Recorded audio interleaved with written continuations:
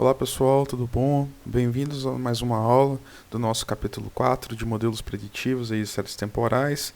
Nesse capítulo a gente está falando aí sobre classificação e o tema da aula de hoje será a apresentação de dois algoritmos, dois modelos aí muito importantes, que conceitualmente são muito interessantes para a gente entender o que é uma classificação, que é a regressão logística e o KNN. Bom, vamos começar então pela regressão logística.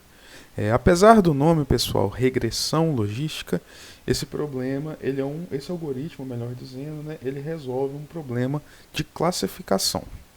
Então, a intuição básica dele é como que a gente chamaria um modelo quando as saídas são classes, né? Então a gente tem esse problema aqui, a gente tem aqui amostras aqui que pertencem à classe 0, outros aqui que pertencem à classe positiva. Como que a gente conseguiria fazer um modelo aqui para prever qual que é a classe aqui de uma nova amostra, né? de um novo exemplo aqui do nosso dataset?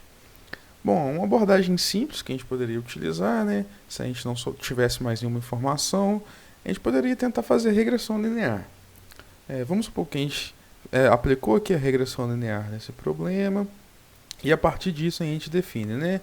Eu vou criar aqui a regressão, e se a minha função aqui de regressão ela for maior do que meio, eu classifico como 1. Se ela for menor do que meio, eu classifico como 0. Então aqui eu fiz a minha regressão nos meus pontos, e eu defini um limiar aqui que é importante, tem em mente isso, e todo valor aqui que ele mapear essa função aqui, e o meu f de x aqui for maior do que meio, eu classifico aqui como sendo da classe 1, e o restante aqui, os demais, eu classifico aqui como sendo pertencentes à classe 0. Qual que é o problema dessa abordagem, pessoal? Apesar dela ter, assim, a princípio, né, ela ser razoavelmente assim, interessante, né, porque tem esse conceito aqui de limiar, a gente consegue distinguir duas classes, mas qual que é o problema dessa função que a gente está fazendo? Qual que é o problema dessa abordagem? Que essa função ela não contempla todos os comportamentos dos meus dados, né? Ela não segue a característica do meu dado. Por que ela não segue? Porque ela vai permitir que eu tenha valores, por exemplo, que são acima aqui de 1 e são abaixo aqui de 0. Né? Ela vai me permitir ter valores negativos e valores acima de 1. Então essa aqui pode gerar para mim uma perda de informação do meu problema, e não é interessante a gente ter isso aqui no nosso modelo, né? Então o que a gente precisa? A gente precisa de uma função, a gente precisa fazer alguma coisa de modo com que essa função que a gente está usando aqui para discriminar essas duas classes, ela siga o comportamento dos dados. E na classificação binária, como a gente tem valores aqui entre 0 e 1, seria interessante a gente ter uma função que ela me retorne valores entre 0 e 1. E é justamente essa segunda abordagem que ela foi a motivação aí, que deu o nome à regressão, né, que é a função logística. Por isso que chama regressão logística, porque a gente está usando uma função aqui que ela é do tipo sigmoidal. É muito parecido com a função de ativação lá dos neurônios, que a gente viu nas redes neurais.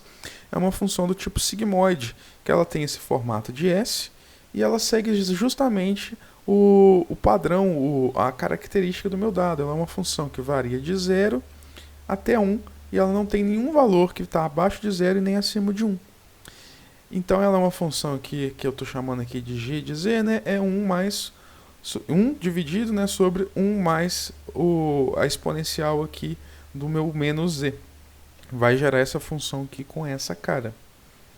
E a partir disso, o que a regressão logística faz? É aplicar essa função no meu problema de regressão linear tradicional. Então aqui, de forma matricial, né, x transposto θ que são os coeficientes de cada um dos meus atributos da minha regressão linear. Então, igual a gente viu, né, como se fosse um problema ax mais b, que a gente já resolveu lá atrás, é como se fosse isso aqui, só que extrapolado aqui para n atributos, né?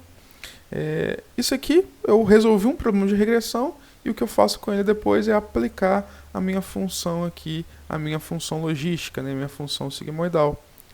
E quando eu faço isso, eu tenho um problema. Essa aqui é justamente qual que é a modelagem aqui da minha regressão logística. Então, por isso que ela chama regressão logística, porque a primeira coisa que ela faz é um problema de regressão, e depois ela aplica aqui a minha função logística. E baseado nisso, agora eu vou ter uma função, eu vou ter aqui um comportamento, uma função discriminante, né? A minha função que eu vou usar para determinar a minha superfície de separação entre as minhas duas classes, ela tem a característica agora do meu dado, né? Ela varia aqui de 0 até 1.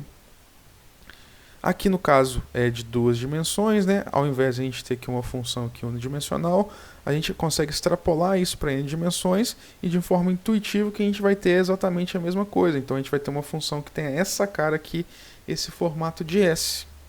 E a partir disso a gente vai conseguir discriminar se um ponto pertence à classe 0 ou se pertence à classe 1 ou n classes.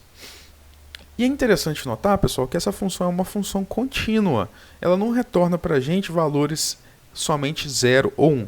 Aqui no caso, por exemplo, ela consegue retornar para a gente qualquer valor entre 0 e 1. E é isso aqui que esse plot aqui de plot de superfície, né, tanto esse plot de superfície quanto esse aqui das curvas de nível, né, melhor dizendo, ele está mostrando para a gente. Aqui são os valores que a função aqui, que é a minha regressão logística, ela vai me retornar. Então a gente consegue ver que são valores aqui entre 0 e 1. E é muito interessante isso, pessoal, porque a partir disso, é muito importante, é bom frisar isso, porque a maioria dos problemas de classificação vão retornar para a gente um valor contínuo, e o que a gente vai ter que fazer é, a partir de determinar um limiar para que a gente consiga classificar um ponto ou pertencente à classe 0 ou pertencente à classe 1. Aqui no caso, por exemplo, como a gente está vendo aqui, quanto mais próximo aqui dessa parte aqui de cima, quanto maior for o maluco, quanto for mais próximo de 1, significa que maior é a chance daquele ponto pertencer à classe 1. E similarmente, né, quanto mais próximo à classe 0, maior a chance, né, de um ponto pertencer à classe 0. E, baseado nisso, que a gente vem o conceito de limiar. E é muito comum a gente utilizar um limiar igual a 0,5, por exemplo, igual a meio, que dá uma visão, por exemplo, para a gente de probabilidade, né? Se for maior do que 0,5, eu classifico como 1. Se for menor do que 0,5, eu classifico como 0. Então, a nossa função aqui, a nossa função que a gente está usando, que ela vai falar para a gente, nossa função discriminante, né? A nossa, que vai determinar para a gente a superfície de separação. A gente aplicou aqui, no caso, é a função da regressão logística, que ela resolve a regressão, depois aplica a função logística. Se ela retornar um valor para mim abaixo de meio, eu classifico como 0. Se for acima de meio, eu classifico como 1. Então, isso aqui é a importância desse limiar. Esse limiar deve ser predefinido, né? Em geral, ele é meio na classificação binária, mas a gente consegue alterar esse valor. A gente consegue colocar o valor que a gente quiser. Se a gente vir, né, que uma classe ela for mais ou menos importante do que a outra, se a gente quiser, por exemplo, fazer controle de taxa de falso positivo, taxa de falso negativo, a gente conseguiria muito bem alterar esse limiar aqui para facilitar ou não uma classe ela ser candidata a pertencer à classe 1 ou não. Similarmente à classe 0, né? No caso do meio, a gente não está dando preferência para nenhuma das duas classes, né? Significa que acima de meio é uma, abaixo de meio é outra. Qual que é o pró, assim, quais são os pontos e positivos da regressão logística, né? É um método aí simples e rápido de ser tanto entendido quanto implementado, né? Os parâmetros do modelo são facilmente interpretados, né? Então os parâmetros aqui, esses termos aqui, θ, eles dão uma visão aqui para a gente do nível aqui da relação entre a nossa variável de input, né, nosso atributo com a variável de saída, né?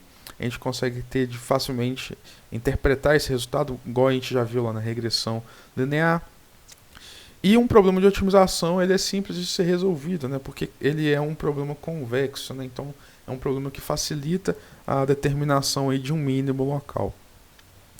E quais são os contras, né? Não pode ser aplicado a problema não linear diretamente. É importante frisar isso aqui, pessoal, porque as nossas curvas de nível aqui são todas lineares, né?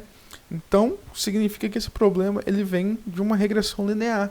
Então, ele só consegue resolver problemas linearmente separáveis. Ou seja, o que é isso? Significa que a gente conseguiria separar as duas classes por meio de uma reta ou por meio de um hiperplano. A regressão logística ela não consegue resolver problemas no qual essa condição ela não é atendida, né? Pelo menos não diretamente. Então esse é um ponto aí negativo, que ela só é aplicada a problemas lineares. A gente vai precisar de uma etapa de seleção, extração de atributos, para resolver esse tipo de problema. e não consegue lidar muito bem com colinearidade e outliers dos dados, né? Como a gente está resolvendo um problema muito parecido com o problema de regressão, então a nossa matriz X lá que a gente vai otimizar, né, que vai ser utilizada aqui para fazer a convergência aqui do algoritmo, né, que vai entrar no algoritmo de otimização, colinearidade dos dados implica que a nossa matriz implica algumas dificuldades matemáticas que dificultam a otimização, né? Pode fazer com que a matriz não tenha inversa e outras coisas que são mais detalhes mais matemáticos, né? Mas então esses são alguns pontos aqui negativos aqui que a regressão logística ela tem, né? E o principal deles que eu gostaria de frisar é que ela não consegue lidar bem com problemas que não são lineares, né? Então esse é o principal ponto aí da regressão logística. Bom, pessoal, agora a gente já viu a regressão logística, né, que ela é um método aí que é baseado na regressão, e agora a gente vai ver um método muito interessante, ele é muito simples de ser entendido, que é o KNN, né? KNN significa K Nearest Neighbors, que são os vizinhos mais próximos, né? O método dos vizinhos mais próximos.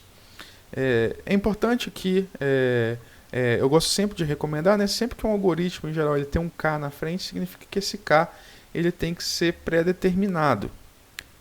E no KNN, o que esse K significa? Significa que é o número de vizinhos que eu vou usar para classificar o meu ponto. Então vamos aqui na imagem, né? Vamos supor que eu tenho duas classes, uma classe A e uma classe B, e eu quero classificar aqui uma nova amostra. Eu quero falar se ela pertence a uma nova observação, né? Melhor dizendo, né? Um novo exemplo aqui. A princípio eu não sei, e eu quero saber a qual classe ele pertence. Quando o meu K é igual a 1, significa que eu vou olhar o meu vizinho que está mais próximo desse meu dado, e eu vou falar que esse meu novo ponto aí, que eu não sei qual que é, ele pertence à mesma classe desse meu vizinho mais próximo. Então aqui é um conceito de distância, né? Então eu tenho esse ponto, eu traço uma superfície que vai englobar aqui, eu calculo a distância para todos os meus outros pontos, eu pego o K, vizinho mais próximo, então no caso o meu K é igual a 1, então eu pego o meu vizinho que está o mais perto possível desse ponto, né? Perto no sentido de distância, pode ser uma distância euclidiana, pode ser qualquer outra distância. Aqui no caso, como eu só tenho um, eu significa que esse meu ponto aqui, ele vai ser pertencente à classe A. Mas eu poderia fazer isso para diversos números de vizinhos, né? Esse K aqui, igual eu mencionei, ele tem que ser um valor escolhido, é um hiperparâmetro aí do nosso modelo, né? Que a gente tem que determinar quantos vizinhos aí a gente vai olhar para determinar qual é a classe de um novo ponto. Então aqui no caso, por exemplo, eu tenho K igual a 3, eu peguei os 3 vizinhos mais próximos e a minha classificação desse ponto aqui que eu não sei vai ser por voto majoritário. Então dentro desse círculo aqui que contém esses meus 3 vizinhos, qual é a classe majoritária? Nesse caso aqui é a classe B, então significa que eu vou falar que esse meu ponto aqui, essa minha interrogação, pertence à classe B. Se eu olhasse, por exemplo, para 7 vizinhos aqui mais próximos, eu teria uma condição contrária, né? Que eu teria aqui, né, 4 pontos pertencentes à classe A, 3 pontos pertencentes à classe B, e eu falaria que esse meu novo ponto aqui, que eu não sei qual é, ele pertence à classe A, porque é a classe majoritária dentro dos meus 7 vizinhos mais próximos. Então essa é a intuição por trás do KNN, pessoal. É um método aí baseado em vizinhança, é um método baseado em distância. Então todo método que é baseado em distância é importante a gente ter a questão levar em consideração a questão de, por exemplo, de normalização dos dados, né, para a gente não privilegiar nenhum atributo em detrimento do outro. Então tem essas questões aí que a gente tem que levar em consideração. E aqui eu vou só trazer de uma forma similar, né, alguns pontos positivos e negativos dele. O PRO, né, que ele é facilmente interpretável, ele é simples de ser explicado porque é vizinhança, vizinho, é proximidade de ponto, então a gente consegue entender, consegue explicar isso para um cliente, por exemplo. Tem poucos parâmetros, no caso a gente vai ter só o K, a gente vai ter que determinar algumas outras coisas, né, como por exemplo qual que é a distância, qual que é a medida de distância que a gente vai utilizar, mas em geral ele é muito simples, né. E qual que é o contra, né? A gente tem que escolher o K, a escolha do K, muitas das vezes ela não é direta, então a gente vai ter que determinar um critério, vai ter que fazer teste, vai ter que fazer validação cruzada, vai ter que calibrar hiperparâmetros. Então, da mesma maneira que a gente já faz com os outros algoritmos, a gente vai ter que fazer aqui para determinar o K. E o K aqui está diretamente relacionado com overfit ou underfit, né? Quando a gente, por exemplo, está com K igual a 1, a gente está só olhando o ponto mais próximo. O ponto mais próximo, por exemplo, ele pode ser ruidoso, então a gente pode cair se a gente utilizar um valor de K muito baixo, a gente pode overfitar o nosso dado. Se a gente usar um valor de K muito alto, que é o K onde a gente considera, por exemplo, o meu espaço, todo o meu espaço de amostras, ele vai simplesmente calcular aí qual que é a classe majoritária e vai sempre classificar sempre da mesma maneira, né, independente de qual posição, de qual o lugar aí que o meu ponto está sendo considerado. Então o K aqui está diretamente relacionado com essa questão de overfit e underfit, né?